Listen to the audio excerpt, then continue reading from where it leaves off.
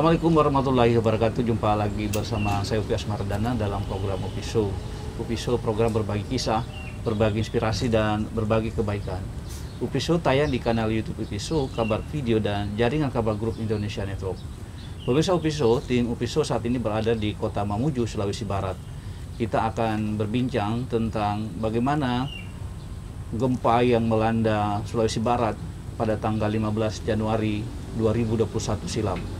Kita bersama dengan salah seorang korban gempa Mamuju yang saat itu berhasil selamat. Pak Rahman, Assalamualaikum. Waalaikumsalam. Bagaimana kabar Pak Rahman? Alhamdulillah baik. Baik. Pak Rahman, mungkin bisa diceritakan gimana saat kejadian waktu itu? Baik, terima kasih. Pas kejadiannya itu setengah 2 subuh, setengah 3 subuh. Setengah 3 pagi. Setengah 3 pagi. Ya, subuh berarti ya. Subuh. Ya. Pas kami jaga malam. Kebetulan saya security di Pemprov. Sebelum kejadian, saya dari WC kembali ke tempat jaga. Kan istilahnya sip-sipan gitu. Ya, artinya mau gantian gantian. Ya. Gantian istirahat. Pas pakai ini, belum selesai pakai seragam, sudah gempa. Kemudian teman saya yang kan 2 orang saya itu hari. Iya. Itu hari saya 2 orang terjebak di dalam. Langsung lari, katanya gempa Rahman. Langsung lari. Pas dia lari duluan, saya ikut di belakangnya. Iya. Kami lari ke depan, ke depan Saat ini. itu Pak Rahman ada di mana posisinya? Ada Di resepsionis kantor gubernur Sulawesi Barat. Iya. Terus pas teman saya lari, saya ikut di belakangnya. iya. Langsung mati lampu. Itu suara gemuruh dari atas. Sambil lari takbir, saya selesain ini hari. Saya bilang tidak mungkin saya selamat. Iya. Pas lari, pas sampai di ini depan pintu teras itu parkiran, saya terjatuh. Mungkin ada bangunan dari atas tempat ini, langsung tengkurap, merayap. Saya merayap, sudah tidak bisa lari lagi. Merayap sambil takbir, tolong takbir, Allahu Akbar, takbir. Kemudian saya merayap, sudah tidak ada jalan, gelap sekali, debu. Itu berapa lama itu prosesnya? Cepat ya atau? Cepat sekali. Sekitar gempanya itu sekitar kurang lebih 5 detik 7 detik. Cepat sekali. Tapi alhamdulillah kami masih sempat lari keluar. Pas di luar kami terjatuh. Yang teras parkiran, itu yang tutupi kami. Yeah. Kemudian kami terkurung di dalam. Saya 2 orang. Tempatnya itu agak luas, cuman tidak bisa duduk, tidak bisa apalagi berdiri, cuman merayap saja dalam. Jadi pemirsa Upi Show, Pak Rahman ini salah satu korban yang sempat terperangkap di bawah reruntuhan itu. Nah, di reruntuhan itu luas tempatnya Pak Rahman itu berapa meter? Agak luas, cuman kita kan takut ini sampai ada gempa susulan atau roboh kah. Cuman kalau banyak gerak agak takut. Jadi pada saat terjebak di situ, Pak Rahman diam sama temannya itu? Pas pertamanya diam, karena saya bilang ajak saya sampai sini. Putus asa, pertama putus asa. Tidak lama kemudian ada teman saya lari dari pos penjagaan yang di luar, teriak, panggil saya. Saya bilang, saya di dalam, tolong cepat, saya mati di sini. Kalau lama-lama, teriak, bilang sabar. Sambil, sudah tidak bisa lagi menangis. Tidak bisa menangis. Jadi pada saat terkurung itu berapa jam? 12 jam. Berapa jam? 12 jam. 11 jam? 12 jam. selama 12 jam itu apa yang dilakukan Pak Rahman saat itu? Selama 12 jam saya pergi ini teriak-teriak karena sudah banyak keluarga.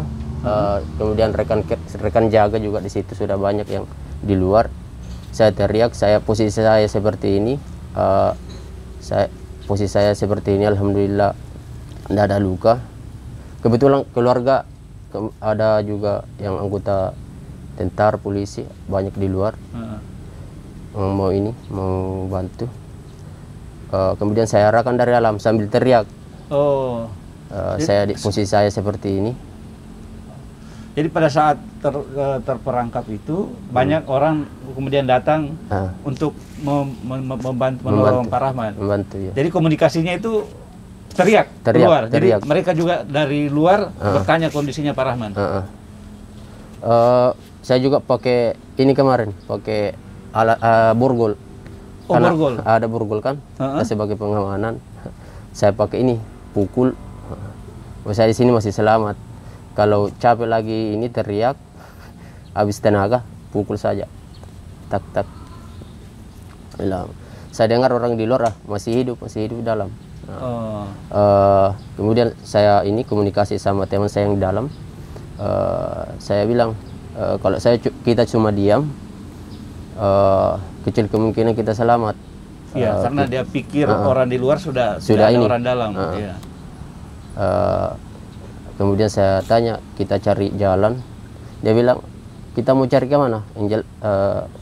Ini sudah selesai kita di sini. Jadi temannya dua orang itu kan berdua kan? Ya, berdua. Temannya itu udah putus asa juga. Sudah putus asa. Saya juga sempat putus asa, tapi saya pikir bilang, kalau saya diam atau saya cari jalan, sama saja. Iya, benar.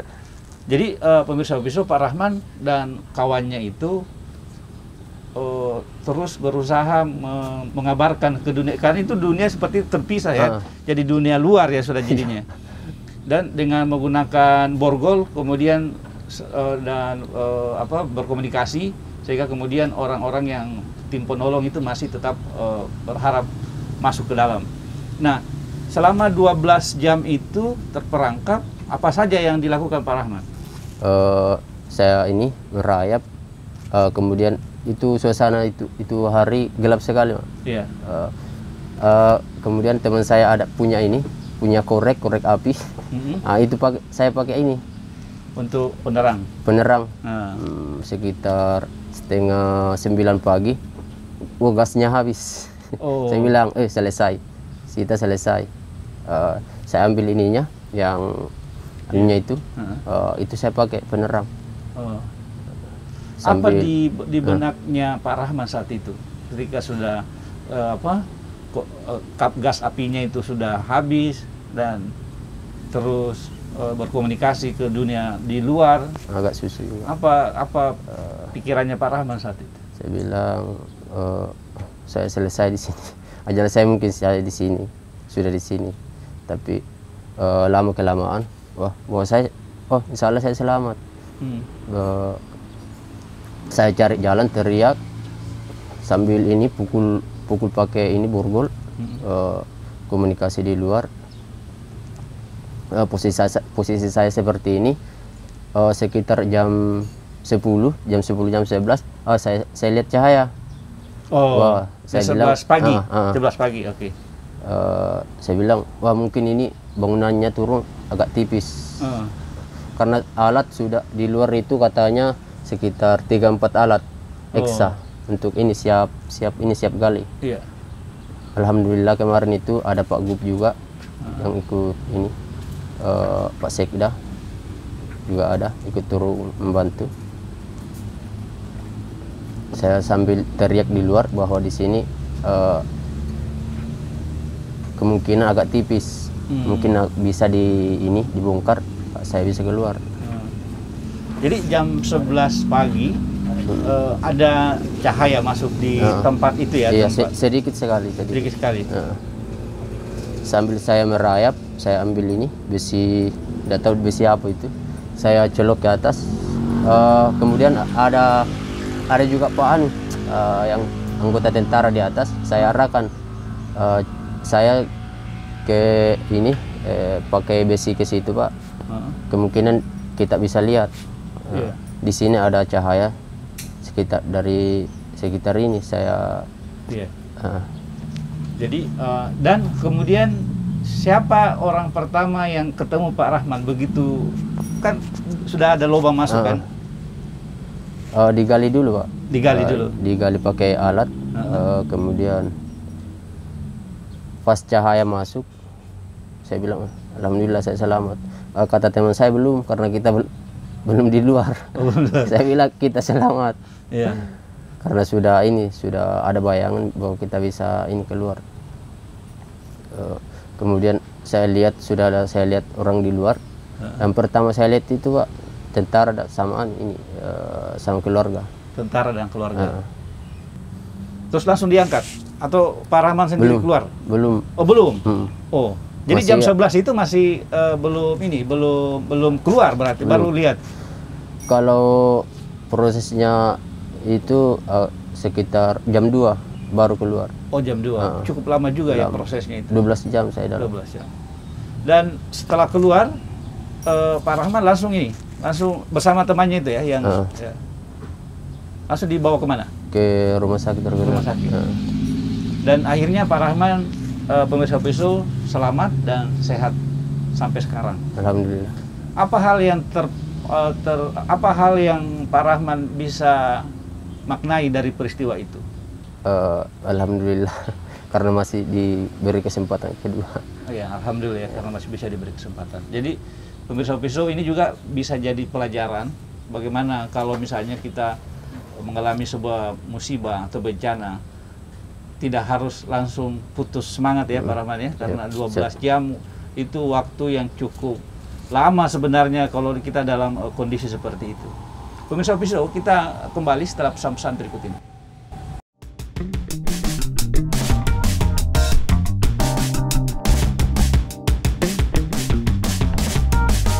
Cuma di sini, orang-orang akan berbagi kisah, berbagi inspirasi, berbagi kebaikan. Saya di sini masih DNA-nya adalah DNA aktivis pro-demokrasi sebenarnya. DNA aktivis pro-demokrasi. Jadi masih adat-adat ini adalah nyanyian supaya leluhur itu yang meninggal. UPI Show, setiap hari Rabu jam 4 sore. Hanya di channel YouTube UPI Show. Jangan lupa subscribe ya.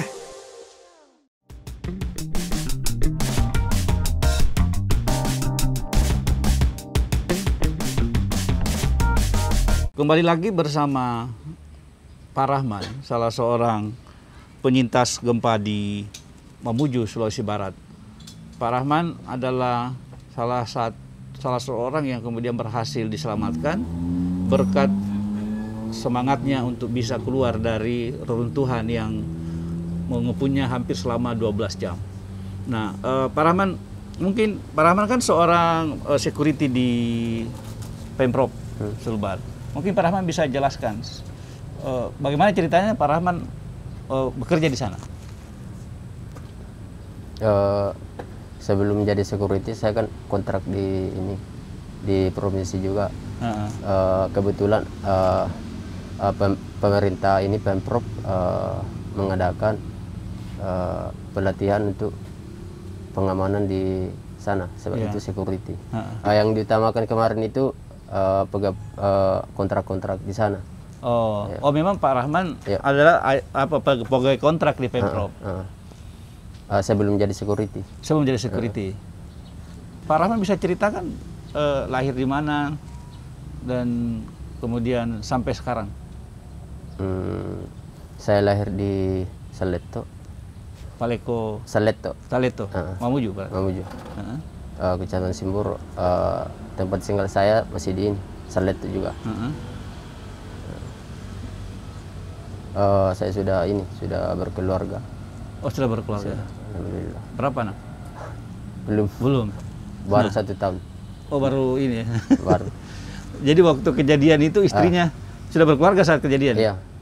Dia datang? Ya alhamdulillah. Baru berapa bulan? Oh. Belum cukup setahun pas langsung kejadian. Jadi pada saat kejadian itu istri datang pada saat itu? Katanya ini pas dia tahu saya terperangkap di reruntuhan di Pemprov kemarin, dia tidak kaget, cuma biasa-biasa saja. Mungkin firasatnya juga bahwa saya ini masih selamat. Tidak histeris apa. Nah sekarang setelah kejadian itu, Pak Rahman masih kembali bekerja di sana? Alhamdulillah, sampai sekarang. Sampai sekarang di posisi yang sama? Kebetulan karena bangunannya sementara di rehab, kami tidak satu tempat, tidak menetap. Oh, tidak menetap. Tapi Pak Rahman bekerja masih tetap sebagai pegawai kontrak? Sebagai security. Sebagai security. Kan bangunannya itu udah berfungsi sekarang? Belum berfungsi. Sekarang aktivitasnya apa aja? Masih yang pegawai Pemprov di sana kan masih ini. Perkantornya itu masih pakai tenda kantor sementara. Nah, itu yang kami jagai. Tenda-tenda. Tenda-tenda. Ada juga kantor bangunan-bangunan biasa untuk ditempati berkantor. Nah sekarang dengan kondisi ini, apa harapan Pak Rahman pada pemerintah yang dimana Pak Rahman bekerja dan kemudian sempat mengalami musibah? Apa harapannya Pak Rahman buat dirinya Pak Rahman dan teman-teman tentunya di sana? Harapan saya untuk ini, pemerintah Sulawesi Barat kiranya dapat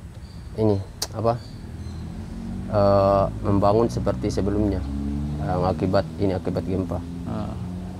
Tapi untuk dirinya Pak Rahman sendiri apa harapannya? Kalau saya pribadi, alhamdulillah masih.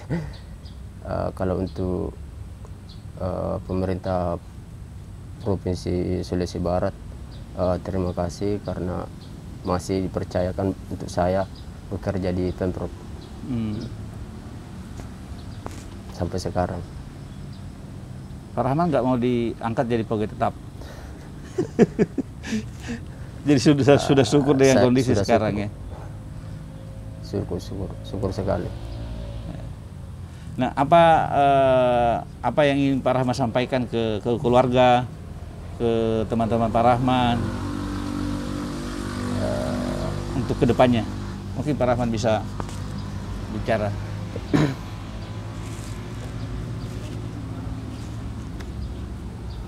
Buat keluarga, terima kasih karena